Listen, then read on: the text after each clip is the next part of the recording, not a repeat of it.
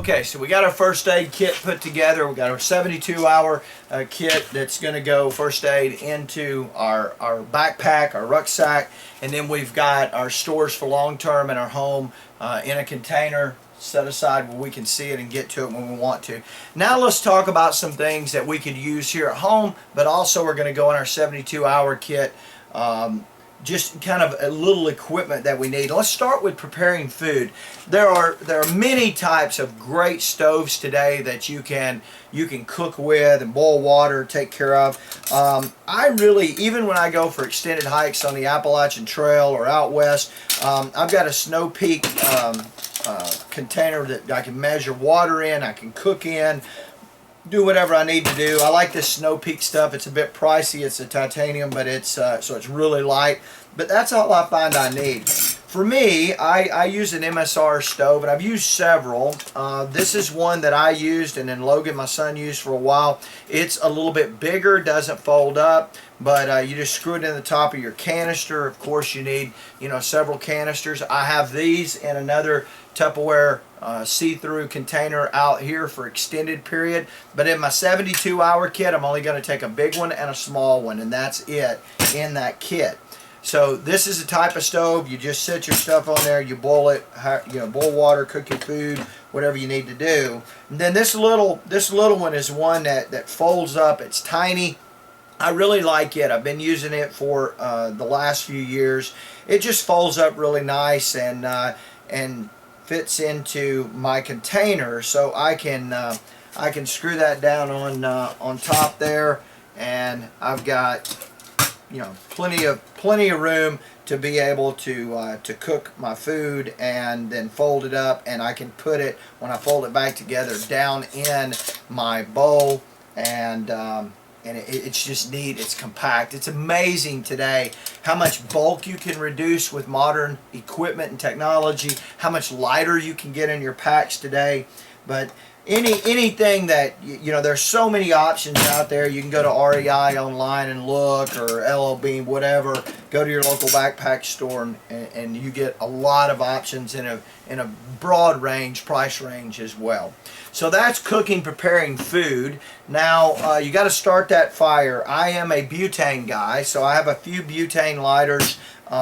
They really burn well, clear flame. You're going to need some butane fuel. I would leave that here. I've got a lighter, and then of course I'll throw in some regular old, Bics, a couple of these if I need, just to have extra in my 72-hour kit. But I've been carrying that one for over 20 years, this butane lighter. So that's how we start our fire. I've got these fire sticks. I've got quite a few that I keep here at the house. When I pack, if it's a winter hike, if it's summer hike, I don't take them. But if it's a winter hike, then I have just a little bag of them, enough that would get me through, a week if I'm going for a week trip. My 72-hour kit, probably take that only. So just a dry bag with these fire sticks that we could get a fire started relatively quickly, especially if wood's damp and we need to do that. So that's starting fire. Let's talk about water. Obviously, the most important thing on the list. I like the Katahdin's. This pump I have had for years. I have two of these, and I've done a lot of hikes with groups that brought various filters and systems with them. I have found this one to be as good as any I've ever used. I like it because my Nalgene bottle, that just goes down in my Nalgene bottle. You drop the bulb. I've dropped it into a mud puddle on a road one time. I would have extra filters. The reason I say that, I was doing a week, the whole Georgia section of the Appalachian Trail years ago, and it was an especially dry year, and we had some legs in there where we didn't have a lot of creeks, or the creeks were down. We were literally pumping water out of mud holes, and the filter, after a while, a couple of days of that, the filter had trouble. But all you do, throw the bulb in whatever water source and pump it. I have never known anyone to get Giardia or anything using one of these. These are really, this is the Hiker Pro model, but great water filters to have. And then, of course, at the house, you want a couple of filters. You can always boil water. but I like to have a pump, especially you have to have that pump in your 72-hour kit. Some light now, that's important. So I have a Surefire flashlight, that's S-U-R-E-F-I-R-E. They are incredible lights. I keep that on my kit, but also, of course, I like the Petzl-Tika. I've had several of these over the years. I used them, you know, 6 tours in the Balkans, in Iraq, Afghanistan. I always had one of these as a headlamp. The only problem with these, if we're out for a long time, batteries will start to go dead. So I have a combination. This is my big light. If I really need to light something up, I'm going to use this. Otherwise, I'm going to conserve my battery power. This, I'll use it, but use it on the low light mode. It's got several settings. I try to reduce how much I use my batteries, because I'm always thinking it might go out. And these used to be squeeze lights. This one's a little, you put your thumb across it now. I carried one of these on my dog tags. This thing lasts forever. And so if you're in a tent, if you're in a situation where you just need some light to see what you're doing, you can have this on a necklace. Like I said, I carry it on my dog tags, and you're not wasting your battery life. Just a tiny little light there, pinch light type deal. Some of them you pinch it and you can make it stay on. This one you swipe it makes it stay on. Some of them you pinch and it's on, and when you let go it goes off. So take a look at those. Cheap and just nice. You can have a couple of those. It's not like they're going to take a lot of weight or space up. Really handy to have. Next, I go to cordage. This is a 550 cord, parachute cord. I keep a roll. I've got a whole roll of it up there, so I have a lot of this here.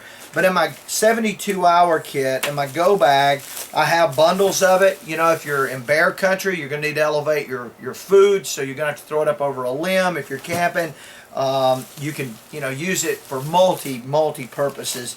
And so I just got a little bag, just a little light bag, and I've got little bundles of paracord in there that's handy to have. That's the cord. Zip ties, I carry a few with me. I have a bunch of zip ties in different sizes here. You can do so much with this. Lashing gear, lean-tos, building shelter, whatever it might be. I put a few in a Ziploc, stick them down, Ziploc bag, throw them down into my 72-hour kit. Same thing with electrical tape. Electrical tape, I saw a kid in 2003, just months, it's the summer, first summer after invading Iraq, 2003, and the resupplies hadn't started going. The system wasn't up and running yet, and people were walking on that hot pavement, soldiers were, and their soles were coming off their boots. And I remember seeing a kid, his whole toes of his boots and forefoot area was black, and I got to looking at him. He had taken electrical tape and he had secured the soles to his boots. And so that's just one example. A really good multi-purpose thing to have is some electrical tape.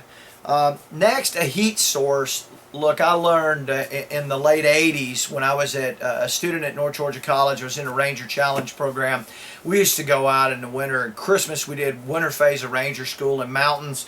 And I learned very quickly then you could sit down on a rucksack with a poncho over you and light a candle between your feet, and it would warm you up like that. You could get in a tent and you could light a candle and immediately heat the tent. And so they begin making these little candles that are a little bit safer because they're enclosed. All this is a candle. You take the bottom off and you can refill it with another candle there. You light that thing. You can hang it in the center of your tent. It provides light and it heats your tent. Again, you sit down with your rain jacket, your poncho on a rock, on your rucksack, whatever it is, put it between your feet, heat your body up, get your core temperature back up really quickly. Goes nicely into this little container here. Just a great piece of equipment that'll come in really handy in the wintertime. I've got a Sunto compass. Do need a compass. Don't take for granted your phone, the GPS, or any of that stuff's going to work. Are you going to be able to get where you need to go? You got to consider that you're not going to have phone GPS or any of that stuff for navigation. Keep a whistle. I used this when I was taking scouts on the Appalachian Trail. It's a safety device, but it also can help you communicate whatever you may need. So I always carry a whistle. in my 72-hour kit, I got hand warmers. I'm not going to keep my hands warm with those because I got gloves for that. I can put my hands in my pockets. I'm going to take care of that. These, depending on the situation at night, maybe you can or can't build a fire. Maybe it's really cold. Your sleeping bag's up to par. It's not. You can use these to warm yourself when you're still at night versus when you're moving. When we're moving, we ought to be generating heat and be able to warm our face, our hands, our feet, our ears with something other than our hand warmers. So I just keep a few of those for the 72-hour kit. Next, carabiners. I don't carry a bunch of excess. They make them really light now. I've got several small ones here for lashing gear. Your tent breaks, you can use paracord and these to create fasteners. You use these when you're throwing your food up to elevate it if you're in bear country. Really handy little tool that are light and easy to use. And then some small bungees, the good quality bungees. I use these for the same thing. Your tent maybe, your tarp, whatever it may be. My first duty assignment as an officer in the Army, I was at Fort Bliss, Texas. We never put a tent up for sleeping. We put a camo net, and we just take our poncho, use these little bungees, and we'd put our poncho up to shelter us from the sun, provide some shade. You'd move it as the sun went. Very handy tool to have. So this is just some equipment that will go into pouches and things. I've got these pouches that I lash to my bags, my backpacks, some internal, some external. There's all types of little pouches. I would go with light. You want durable, but you absolutely don't want a lot of heavy equipment. So take a look at all the options you have with those. Baby wipes. Don't carry toilet paper in the go bag. Don't carry toilet paper in the field when I was a soldier. Baby wipes get you much cleaner, obviously, and very easy to clean up with your face, your hands, whatever it may be. So 72-hour kit gets one of these, and then you've got quite a few of those in your Tupperware container on the shelf that you can use long term. So I think that covers kind of the gadgets, so to speak. When we come back, we'll walk through foot gear, clothing, and then we will go to our sleeping bags, our tents, and our backpacks.